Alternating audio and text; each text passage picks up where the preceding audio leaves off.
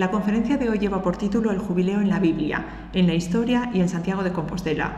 La impartirá nuestro deán y conciliario, don José Fernández Lago. Don José ha cumplido ya más de 50 años en el sacerdocio. Es doctor en Teología por la Universidad Pontificia Gregoriana de Roma y licenciado en Sagrada Escritura por el Pontificio Instituto Bíblico de Roma. Fue formador y vicerrector del Seminario Mayor de Santiago, director del Instituto Teológico Compostelano entre los años 2010 y 2015. Desde 1979 es canónigo lectoral de la Catedral y desde 1993 es también capellán del Monasterio de San Paio de Antaltares. Actualmente ostenta además el honroso cargo de ser el deán presidente del Cabildo Compostelano. Es miembro activo de la Asociación Bíblica Española y su faceta como escritor y columnista en prensa escrita es también sobradamente conocida. He de destacar también la última obra publicada hace apenas unos días que lleva por título El apóstol Santiago, amigo, discípulo y testigo de Jesús. En 1990, además, creo que es de reseñar, recibió el Premio Nacional de Traducción por su labor traduciendo la Biblia al gallego. Y sin más, doy paso a su intervención. Buenas tardes a todos. Voy a hablar del jubileo compostelano. Y si quiero hablar del jubileo compostelano, no tengo otra solución que enmarcarlo en el jubileo bíblico y hablar del jubileo a lo largo de la historia de la Iglesia. Por lo tanto, comenzamos por el jubileo en el mundo judío y en la Biblia, ¿no? Y entonces hay que distinguir entre año sabático y año jubilar. El año sabático tiene lugar después de varios años trabajando las tierras que poseían ellos. Los antiguos propietarios recuperaban sus bienes en el año séptimo, aquellos propietarios que las habían perdido por falta de medios. En el libro del Éxodo se reconoce el derecho de los propietarios a sembrar sus tierras a lo largo de 6 años y a recoger sus frutos. Algo semejante se constata también en el libro del Levítico. Sin embargo, al llegar el 7º año, deberán dejarlas en barbecho. Y con lo que la tierra produzca espontáneamente, comerán los dueños, los criados y jornaleros, y en general todos los que vivan con el dueño e incluso los animales. De todos modos, el acento que ponía el libro del Éxodo al referirse al barbecho era bastante distinto. Se buscaba el que pudieran alimentarse los pobres del pueblo y pacer los animales, aprovechando lo que sobrara después de satisfechos los más necesitados de alimento. En ese año, el año de la remisión de las deudas, no se ha de apremiar a los miembros del pueblo, porque el Señor no quería que hubiera pobres entre los que escuchaban la voz del Señor y cumplían sus mandatos. El motivo que induce a respetar lo señalado es que las tierras pertenecen a Dios y los poseedores de ellas han de aprovecharse tan solo de sus frutos. En lo que respecta al libro del Deuteronomio, llama a ser generosos con el hermano judío ya antes de que llegue el 7º año, el de la remisión de las deudas, y también a la hora de liberar a los esclavos, pues estos podían conseguir la libertad en el 7º año, como decíamos. Se llama a la generosidad con el hasta entonces esclavo, siendo espléndido con él, o sea, dándole crías del rebaño y frutos de la tierra y del lagar, para que no se vaya con las manos vacías. La razón es que Dios, al haberlos liberado de Egipto, quiere que sean tratados como hermanos. Si el esclavo, a pesar de la libertad que le permite el libro del Éxodo 21, prefiere seguir con el hasta entonces dueño, éste le horadaría una oreja, como signo de pertenencia a él de modo perenne. La liberación de los esclavos en el año sabático es una ley que existía ya antes del destierro de Judá en Babilonia, siglo VI a.C., y así lo testifican textos antiguos del Éxodo y Deuteronomio. El año jubilar o año de jubileo en el Antiguo Testamento. La razón para darle el título de jubilar, alusivo al año, o de jubileo, radica en el vocablo hebreo yovel, que inicialmente significa carnero y también cuerno del carnero. El año jubilar se denomina con propiedad de ese modo al ser anunciado con gozo a toque de cuerno de carnero. Tratándose de algo especialmente importante para el pueblo, como el comienzo del año jubilar, la noticia iba precedida del toque de cuerno, yovel. En cambio, el inicio del año ordinario se anunciaba con el toque de la trompeta, designada en hebreo mediante el vocablo shofar. Del yovel se pasa a la jubilatio, el toque de fiesta llena de gozo a quien la celebra.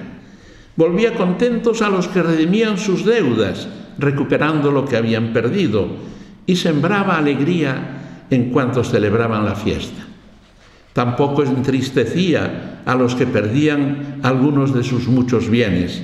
Los habían disfrutado hasta entonces, y los que recuperaban lo perdido se llenaban de gozo. La principal legislación sobre el año jubilar se encuentra en el libro del Levítico, en el Código de Santidad, Levítico 17 a 26, cuyo estrato más antiguo data del año 516 a.C. Esta legislación se reelabora y amplía a partir del siglo V, siempre antes de Cristo. Casi todo el capítulo 25 del libro del Levítico muestra el encargo divino en el monte Sinaí de respetar el año sabático y el año jubilar. La frecuencia con que se debía tener el año jubilar era al cabo de 7 semanas de años, de suerte que en el cómputo de años sería el año 50, cada 50 años. Comienza el día de la expiación, el conocido Yom Kippur, el día de Tishri, mes correspondiente en nuestra cultura a septiembre-octubre. El sentido del año jubilar es el de remisión de deudas y liberación de esclavos. El sentido del año de jubileo consiste en promulgar una gran liberación de todo el país para todos sus habitantes, de modo que cada uno vuelva a ser dueño de todas sus propiedades y cada persona vuelva a su familia, a su hogar.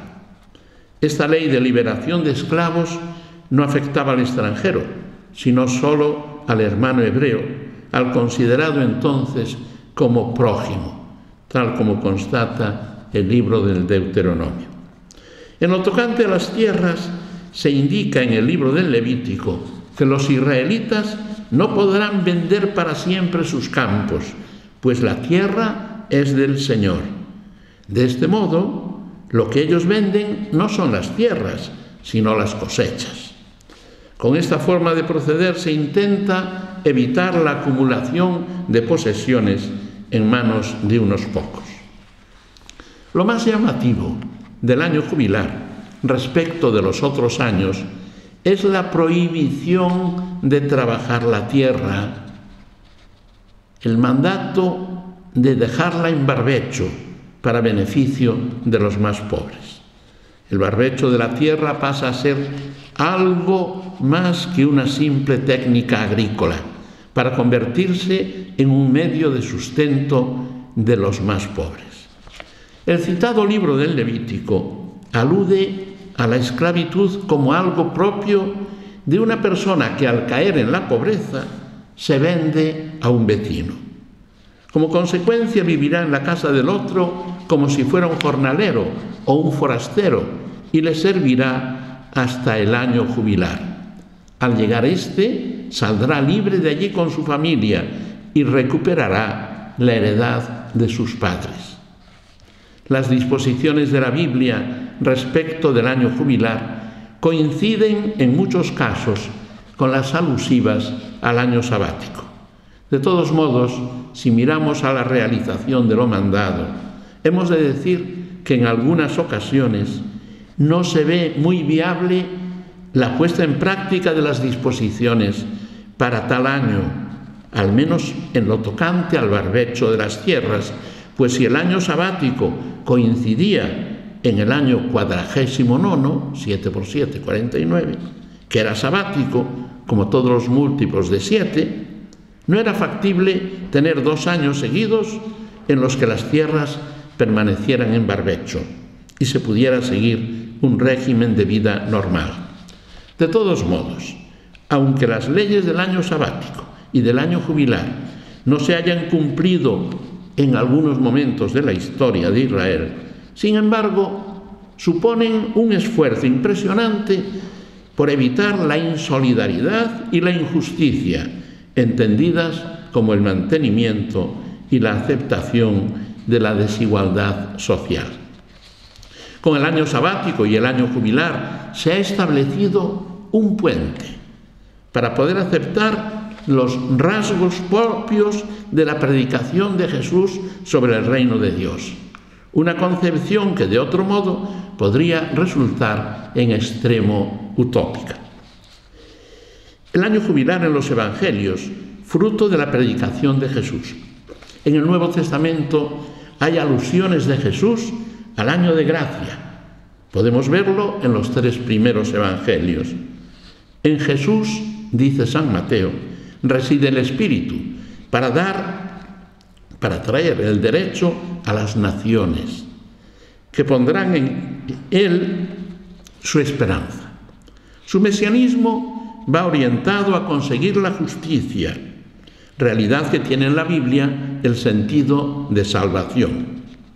Jesús, mostrándose como el siervo que no quebrará la caña cascada ni apagará la mecha humeante, muestra que su venida es un servicio en favor de los más débiles, de los oprimidos y olvidados. En el Evangelio de San Marcos, la buena noticia es un tiempo de gracia.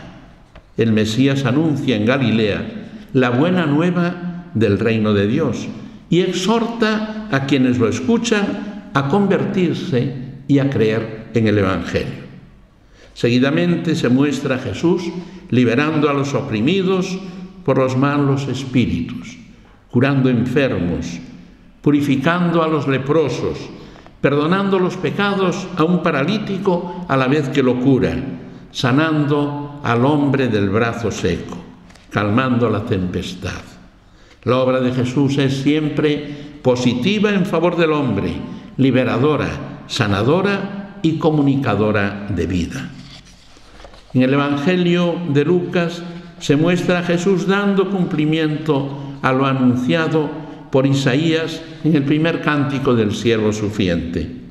El Señor ha puesto sobre el siervo su espíritu, para dar la buena noticia a los pobres, para anunciar la liberación a los cautivos y dar la vista a los ciegos, dejar en libertad a los oprimidos y proclamar el año de gracia del Señor. La unción mesiánica se recibe en términos positivos, mirando hacia el bien de los más necesitados. Jesús se pronuncia para conceder la remisión de las deudas y la liberación de las personas. Como conclusión, hemos de decir que el jubileo veterotestamentario hacía referencia a Cristo y al tiempo de salvación por él establecidos. Dice Juan Pablo II en la encíclica Tertio Millennio Adveniente: los jubileos de la antigua ley se refieren a este tiempo y a la obra de Cristo, ungido por el Espíritu como enviado del Padre. Él anuncia la buena noticia a los pobres y trae la libertad a los privados de ella. De este modo anuncia con palabras y obras un año de gracia del Señor, característica fundamental de su actividad. El año de gracia les llega a los oprimidos, a los pobres, a los endeudados, a los ciegos, a cuantos carecen de lo necesario para una vida llena. Jesús se pone de su lado y no del de los opresores, que no quieren el año de gracia para sus semejantes. El jubileo que describe Pablo de Tarso, recogido en la actualidad. Hoy no solemos hablar de jubileos en sentido material, a excepción de las concesiones a los encarcelados con motivo del jubileo compostelano. A pesar de eso, lo normal es que hoy se hable de jubileo reduciéndonos casi siempre al logro del perdón por parte de Dios, de las culpas y de la pena temporal aneja a nuestros pecados. En la sociedad actual, al mencionar el jubileo, solemos referirnos a la justificación que Dios ofrece por la fe, que hemos de considerar un verdadero jubileo espiritual. Justo eso es lo que vemos en la enseñanza de San Pablo, en especial en su carta a los romanos. Judíos y paganos han incurrido todos en el pecado. Todos pecaron, dice él, y carecen de la gloria de Dios. La ley mosaica dice que nadie cumple toda la ley, por lo que en virtud de esta no podría salvarse nadie. A tal ver, Dios encerró a todos en el pecado para compadecerse de todos. Así nos justifica por la redención de nuestro Señor Jesucristo, a quien el Padre puso como propiciación por su sangre, en virtud de la cual se nos expían los pecados. Dios muestra, al dejar sin castigo los pecados cometidos, que está haciéndonos una gracia, algo así como un jubileo, un indulto, pues borra por la sangre de Cristo el mal que habíamos realizado. Ahora muestra su disposición a salvarnos, justificando a judíos y griegos por su fe en Cristo Jesús. Dios nos ofrece así, en la plenitud de los tiempos, de modo continuado, su gracia, mediante el anuncio de la buena nueva, el Evangelio, y el valor expiatorio de la sangre de Cristo. Llegamos a ese punto 1.2 que dice el jubileo en la Iglesia, el jubileo romano. El año sabático y el año jubilar encontraron su proyección en el anuncio de Jesús del año de gracia como el de la liberación de los oprimidos, de modo que consiguieran una liberación ya no material, sino espiritual. Por otra parte, con la enseñanza de San Pablo, vemos que mediante la obra redentora de Cristo consigue el ser humano la reconciliación con Dios, la aspiración más elevada del hombre. A esta conclusión llega Jesús cuando dice que de nada le vale al hombre ganar todo el mundo si al fin pierde su alma. En la Baja Edad Media, para suscitar la ayuda en las cruzadas, se hicieron frecuentes las indulgencias. Estas tenían su fundamento en que formamos parte del cuerpo místico de Cristo, que tiene a Jesús como cabeza. Por ello, de los méritos de Cristo y de todos los santos, sacamos fruto los demás cristianos. El Papa Inocencio III, que ejerció su pontificado desde finales del siglo XII y durante bastantes años del XIII, se reservó la facultad de conceder la indulgencia plenaria, dejando impartir a los obispos indulgencias parciales. Para ello, la Iglesia siempre ha exigido del sujeto interesado en ello el encontrarse en estado de gracia y realizar algunas obras buenas, como dar limosnas o hacer ayuno u oraciones. Con profundos argumentos se demostró que el perdón de los castigos temporales, otorgado por las indulgencias, tiene también valor ante el tribunal divino y puede aplicarse por los difuntos. Que para la validez de la indulgencia se requiere autoridad por parte de quien la confiere, el estado de gracia por parte del que accede a ella y procurar, como fundamento de la misma, la gloria de Dios y la salvación del prójimo. El jubileo romano se inserta en esas indulgencias que el Papa puede conceder a quienes reúnan ciertas condiciones.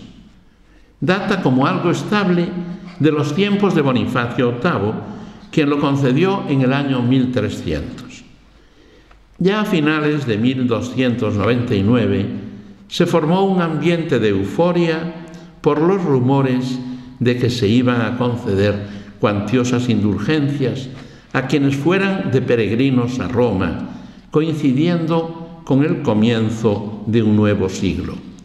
El Papa Bonifacio VIII, después de consultarlo con los cardenales, publicó el día 22 de febrero, con efecto retroactivo al día de Navidad de 1299, la bula Antiquorum habet fidem. Se concedía a quienes, después de una buena confesión, visitaran las basílicas de San Pedro y San Pablo, la indulgencia plenaria de todas las penas temporales de sus pecados. Si habitaban en Roma, debían visitarlas 30 veces, y si eran forasteros, 15 veces. En aquellos tiempos convulsos, el mundo cristiano tenía necesidad de expiación, penitencia y conversión. De ahí las grandes muchedumbres de cristianos que acudieron a Roma a ganar el jubileo. Alcanzaron el número de 200.000, como constata el cardenal Hergenrother en la historia de la Iglesia que él ha escrito. El jubileo romano responde al año de gracia que trajo Cristo, el Salvador del hombre. Y por ser los cristianos miembros del cuerpo de Cristo, la Iglesia les ofrece, como decíamos, gracias espirituales si cumplen los requisitos exigidos. En principio, el jubileo romano iba a celebrarse cada 100 años, pero Clemente VI, por su bula Unigenitus, publicada en Avillón el 27 de enero de 1343, decretó que se celebrara cada 50 años. Urbano VI, por la bula Salvator Noster Unigenitus, del 8 de abril de 1389, redujo el tiempo de espera, declarando que hubiera jubileo con una frecuencia de 33 años. Finalmente, Paulo II, por su Constitución Ineffabilis Providentia del 19 de abril de 1470, fijó la celebración del jubileo en cada 25 años. En ello estamos ahora. Eso en cuanto a los jubileos ordinarios. De vez en cuando se conceden algunos jubileos extraordinarios. Así, Juan Pablo II convocó uno con motivo del Año Santo de la Redención, el año 1983, y un año mariano en 1987-88, del cual dice el propio Papa: el año mariano fue como una anticipación del jubileo, incluyendo en sí mucho de lo que se deberá expresar plenamente en el año 2000. Por su parte, Benedicto XVI convocó el Año Santo de la Fe desde el 11 de octubre de 2012, 50º aniversario de la apertura del Concilio Vaticano II, hasta el 24 de noviembre de 2013, fiesta de Jesucristo, Rey del Universo. El Papa Francisco estableció el Año Santo de la Misericordia desde el Día de la Inmaculada, del año 2015 hasta noviembre de 2016. Y llegamos al jubileo compostelano. En primer lugar, quisiera detenerme un poco en la consideración de la diócesis compostelana y sus privilegios. La condición de Santiago de Compostela, como la población que alberga los restos mortales de Santiago el Mayor, está a la raíz de ciertos privilegios concedidos al referido lugar, entre los que se encuentran la consideración de Santiago como diócesis. Así, en tiempos de San Pedro de Mezonzo, obispo de Iria Flavia, los moros saquearon esta parte del occidente español. Fue entonces cuando Urbano II transfirió la sede episcopal a Compostela, desvinculándola de la metrópoli de Braga y sometiéndola directamente a la Santa Sede. Más adelante, en el año 1120, el sumo pontífice Calixto II, para mayor honra de Santiago y de su santuario, elevó al grado de metrópoli la sede episcopal de Compostela, añadiéndole la jurisdicción de Mérida, grado que considerará como tal, y todavía con mayor solemnidad, a finales de siglo, el pontífice Inocencio III. Las concesiones más generosas que hacían los papas a otras iglesias las han formulado en las mismas condiciones de las de Tierra Santa, Roma y Santiago, tal como constata José Guerra Campos en su libro Roma y el sepulcro de Santiago, la bula Deus Omnipotens. En el Código de Derecho Canónico, la dispensa del voto de peregrinar a Roma, Tierra Santa y Santiago siempre ha estado reservada a la Santa Sede, quien, aunque dispensase o conmutase otros votos, hacía excepción del voto de peregrinar a Jerusalén, Roma o Santiago. Apenas muerto el Papa Calixto II, los papas Eugenio III y Anastasio IV concedieron otros derechos al arzobispado de Santiago, como el tener diócesis sufragáneas, por ejemplo, las de Salamanca y Ávila, que dependían anteriormente de Mérida. Un privilegio todavía mayor será la concesión del jubileo de modo ocasional en tiempos de Calixto II y de forma más estable, siendo Alejandro III el Papa reinante, como se verá después. El jubileo concedido por el Papa Calixto II.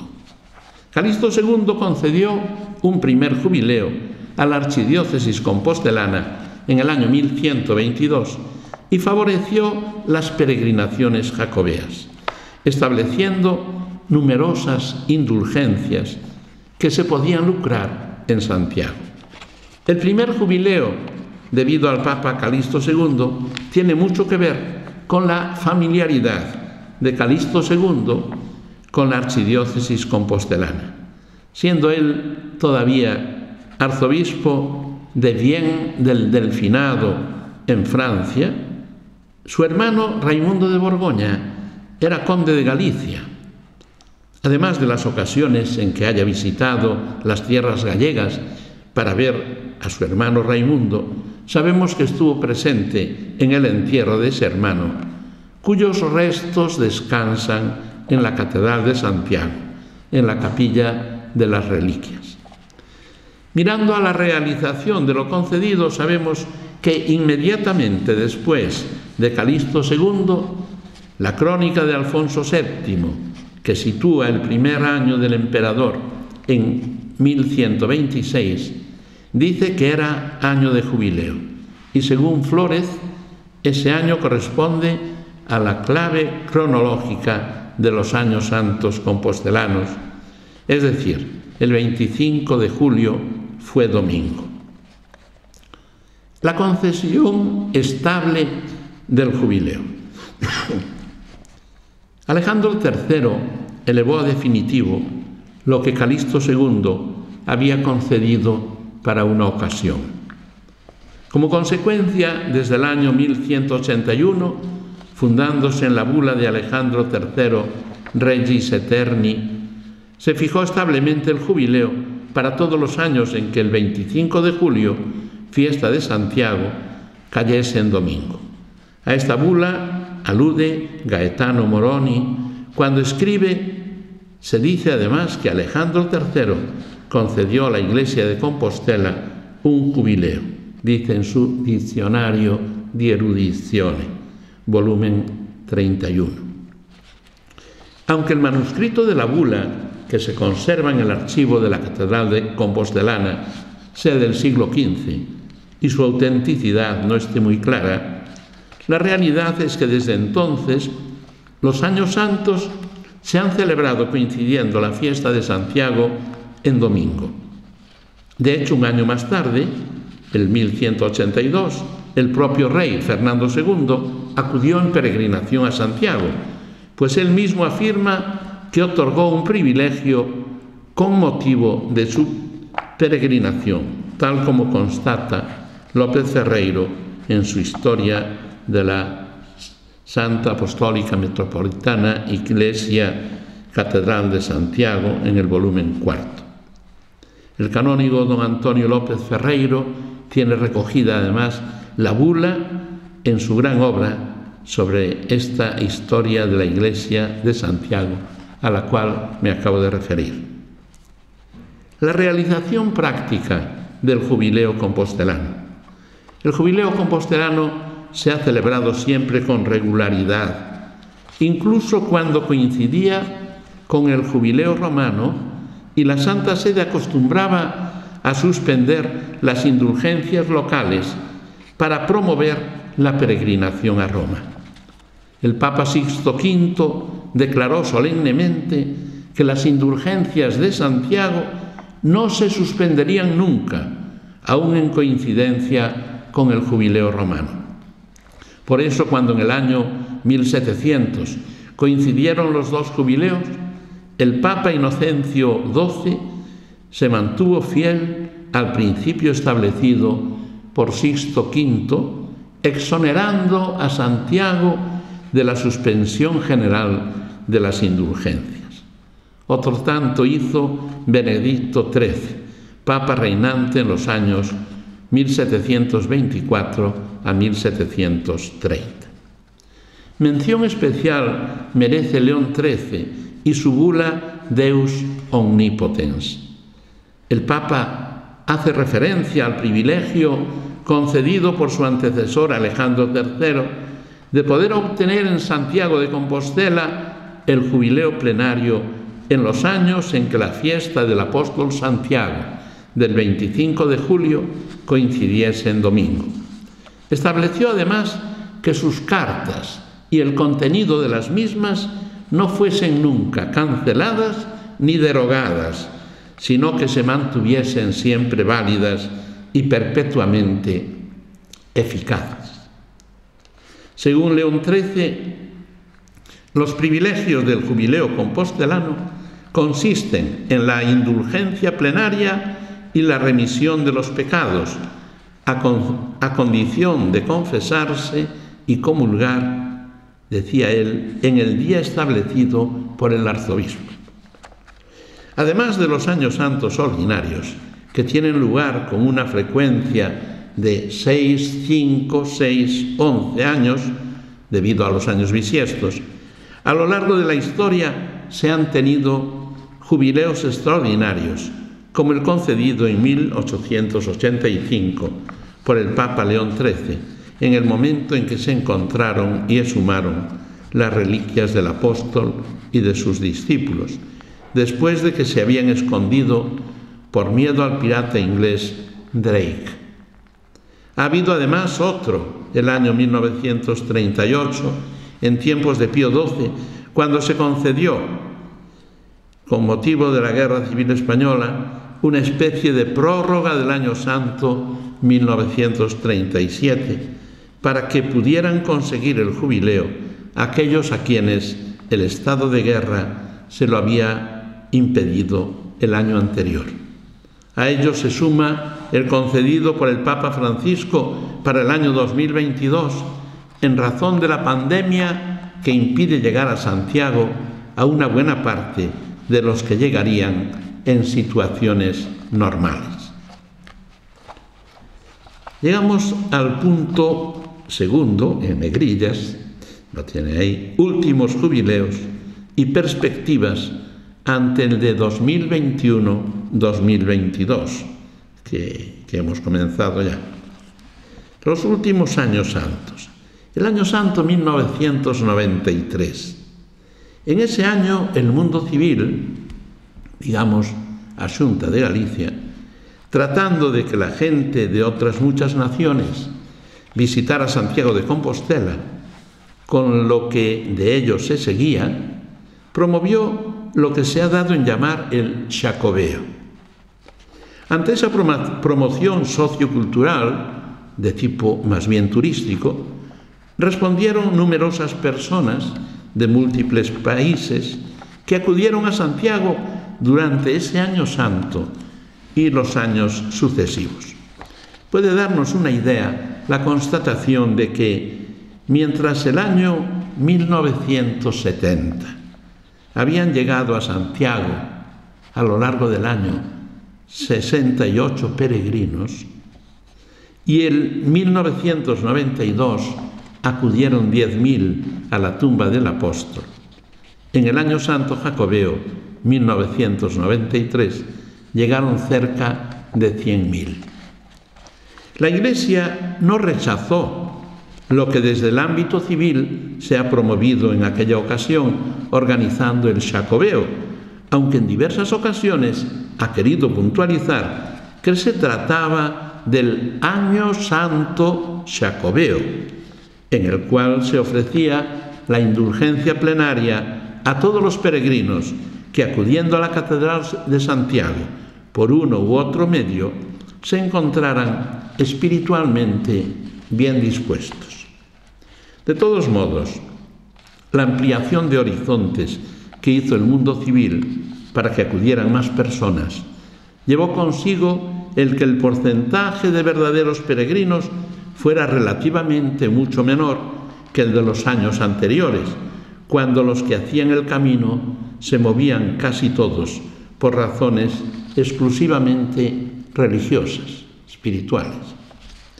Hay que constatar, de todos modos, que también desde el año santo de 1993, entre los que llegaban a la catedral, al lado de muchos que comenzaron el camino con espíritu peregrinante, había otros que, habiendo salido como turistas, se convirtieron en peregrinos a lo largo del camino o en la propia catedral.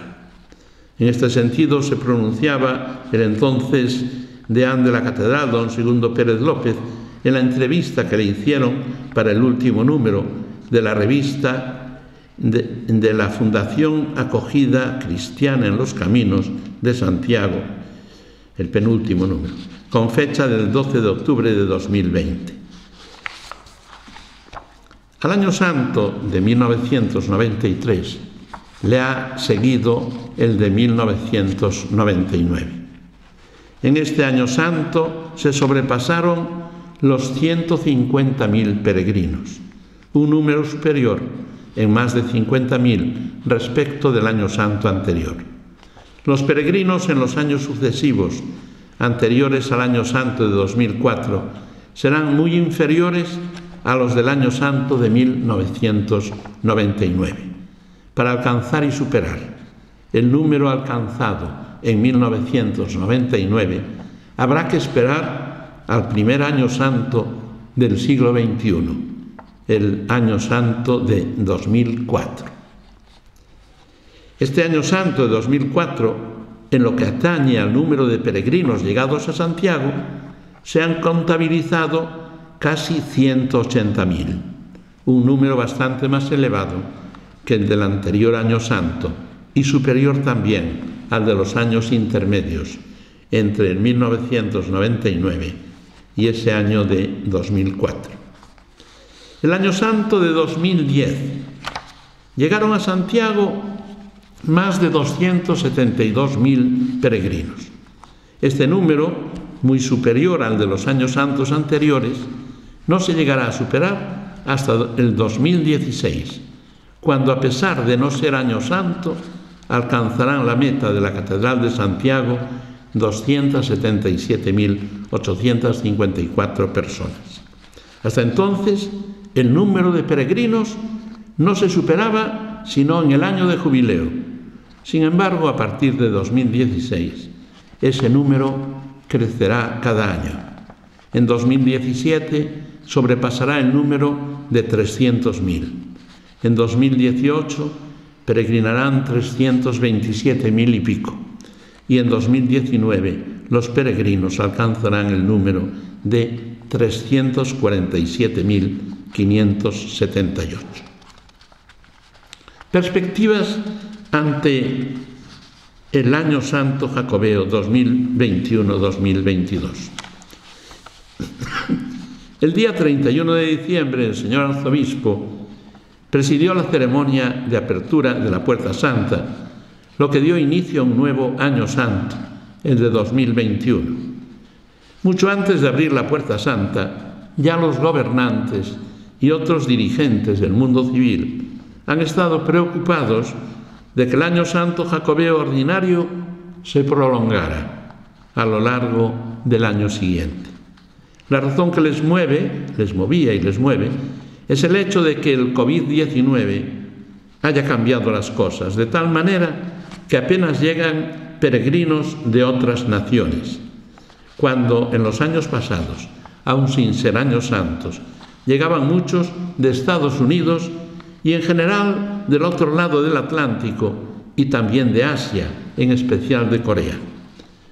Los que deseaban la prolongación del Año Santo, quizás sin pensar demasiado en las gracias jubilares, intentaban estimular a las gentes de todo el mundo a que acudieran a Santiago también en 2022, de modo que visitaran la ciudad compostelana aquellos que, de no ser año jubilar, no saldrían de sus casas en dirección a Santiago. Por ofrecer la oportunidad de conseguir las gracias del jubileo compostelano y teniendo en cuenta otros precedentes en los que la Santa Sede concedió algún año santo extraordinario, sobre todo prolongando el anterior, el arzobispo de Santiago solicitó del Papa Francisco esa ampliación. El Papa asintió con creces a lo que se le pedía, mediante un escrito de la Penitenciaría Apostólica, solemnemente leído por el nuncio de su santidad, Monseñor Bernardito Auza, en la Eucaristía que siguió a la apertura de la Puerta Santa. La ampliación abarca todo el año 2022, con lo cual habrá Año Santo a lo largo de 2 años. Cierto que en lo que respecta a los meses de enero y febrero de 2021, la afluencia de peregrinos a los actos litúrgicos celebrados en la catedral ha sido imperceptible. El número creció un poco en el mes de marzo, sobre todo según se aproximaba la Semana Santa, superando con creces el mes de abril, alcanzando los 600 peregrinos, el número de los que hasta aquí llegaron. Cierto que su procedencia era en su mayoría de Galicia. A lo largo del mes de mayo, en la primera quincena, hubo una media de 30 peregrinos diarios, aunque esa media iba subiendo y llegó a alcanzar el número de 300 diarios en los primeros días de junio. En días sucesivos se mantiene y acrecienta incluso ese aumento, pues ya son más bien 400 que 300 los que llegan cada día. Punto tercero y último. Condiciones para ganar el jubileo en el Año Santo 2021 a 2022. Para ello, no es necesario hacer el viaje a pie, o en bicicleta o a caballo, aunque si el camino se prolonga a lo largo del tiempo, siempre se puede sacar más frutos de la contemplación de las maravillas de la naturaleza, el trinar de los pájaros, la compañía de otros que hacen el mismo camino, la apertura de la mente y el corazón a las llamadas de Dios. En fin, el camino, realizado con esfuerzo y sentido de esperanza, abre horizontes para lograr en la meta la indulgencia que la Iglesia ofrece a quienes peregrinan a Santiago en Año Santo. Para lograr esa indulgencia tampoco es necesario pasar por la Puerta Santa. Desde el siglo XII, en que tuvo lugar el primer jubileo, hasta el siglo XVII, ya avanzado, en que se hizo esa parte de la Puerta Santa, han estado en la catedral muchos peregrinos que han conseguido la indulgencia, a pesar de que no existiera la puerta. De todos modos, la puerta simboliza algo. La entrada, el acceso al encuentro con los restos de Santiago y con el propio Cristo en orden al perdón de las propias culpas. Las condiciones requeridas para lograr la indulgencia plenaria en cualquiera de los días del Año Santo, indulgencia que se puede lucrar todos los días del año y que se puede aplicar por los vivos y por los difuntos, son las siguientes. Visitar la Catedral de Santiago, en la que se encuentran los restos de Santiago el Mayor. Participar en un acto litúrgico.